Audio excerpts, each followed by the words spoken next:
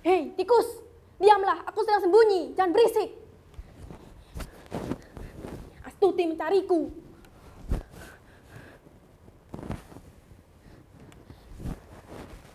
Sial, apa-apaan ini? Rupanya sudah aman.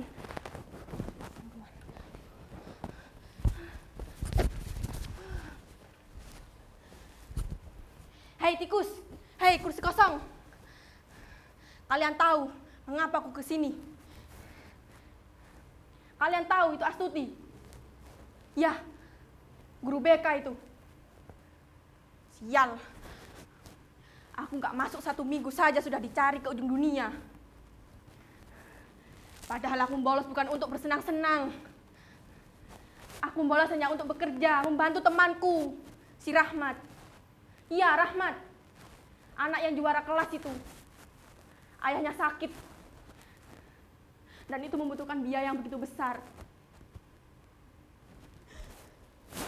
Itu semua karena ulah ayahku. Ayahku sangat kejam. Dia menggusur rumah keluarga Rahmat. Sampai keluarga Rahmat sekarang kesusahan mencari biaya buat berobat ayahnya Rahmat.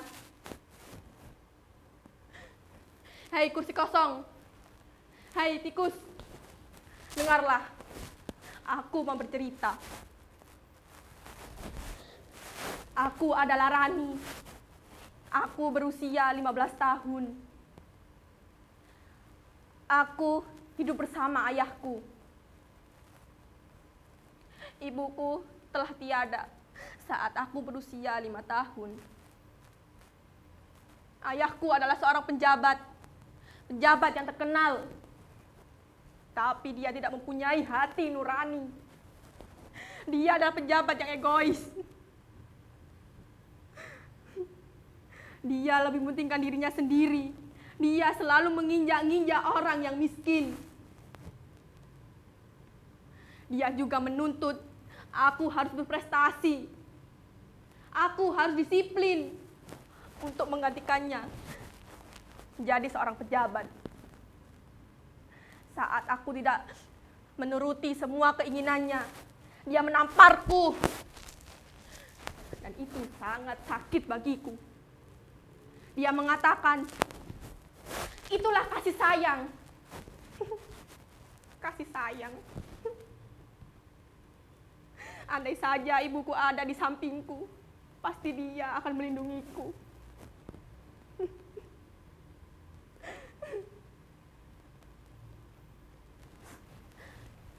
Ayahku memang penjabat yang terkenal. Dia adalah orang hebat. Tapi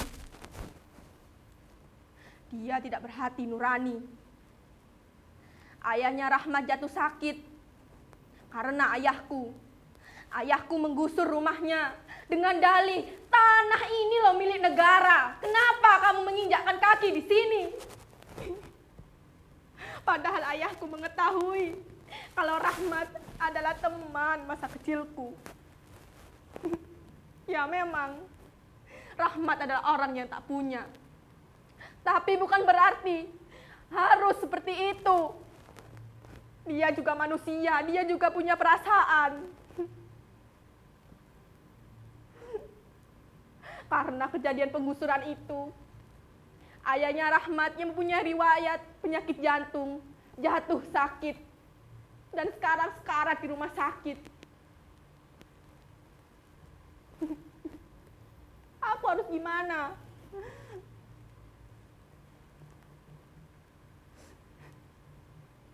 Aku sangat sedih.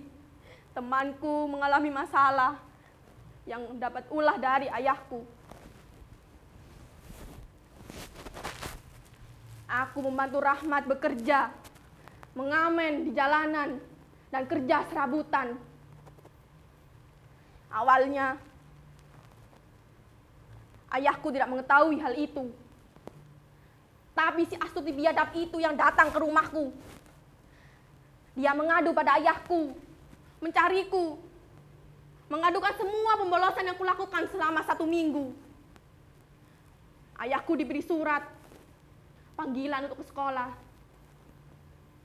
Sontak ayahku memanggilku, "Rani, turun!"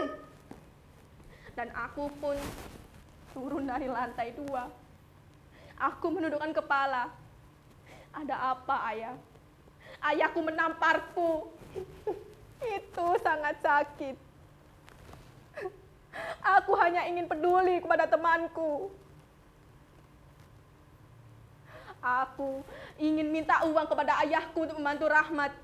Dan ayahku mengacuhkan.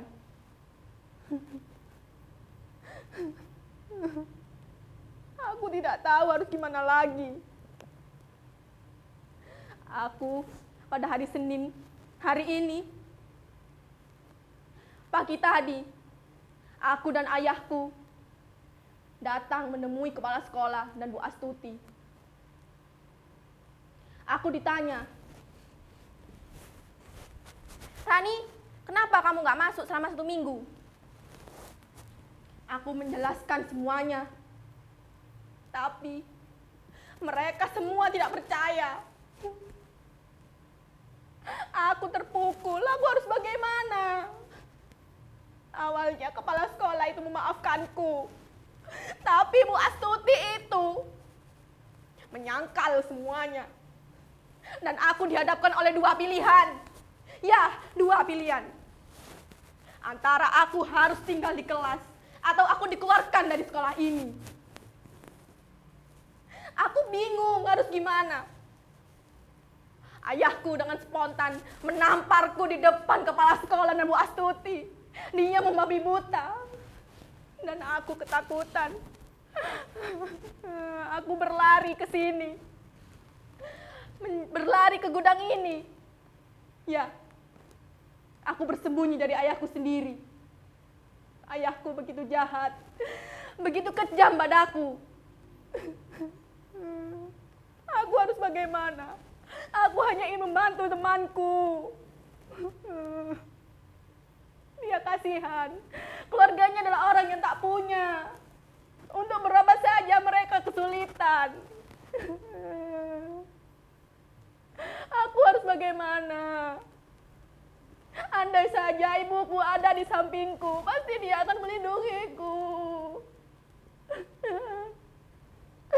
Ibu, ibu. Aku rindu padamu, Ibu. Tolonglah anakmu ini. Aku harus bagaimana?